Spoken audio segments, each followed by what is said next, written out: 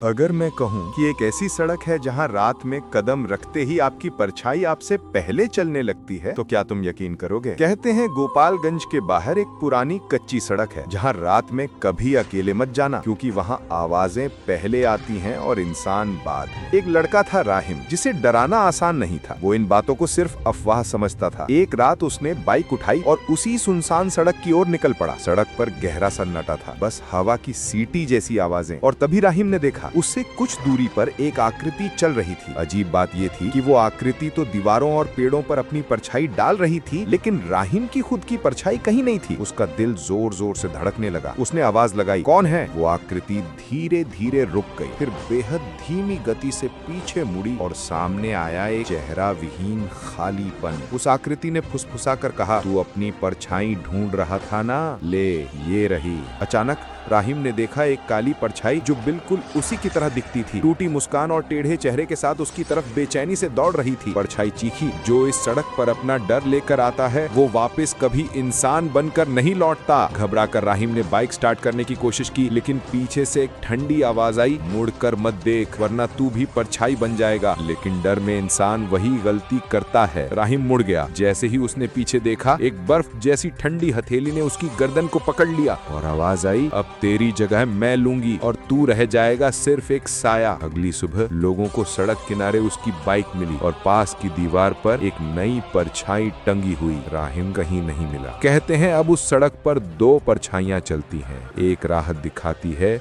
और दूसरी इंसान को अपने अंधकार में खींच लेती है। अगर इस कहानी ने आपकी रूह तक ठंडी कर दी है तो सब्सक्राइब जरूर करना, क्योंकि अगली बार डराने हम नहीं आएंगे, डर खुद आपके पास जाएगा। अभी भी देख रहे हो? सब्सक्राइब करो ना, वरना अगली कहानी में तुम्हारा ही नाम लिख दूंगा।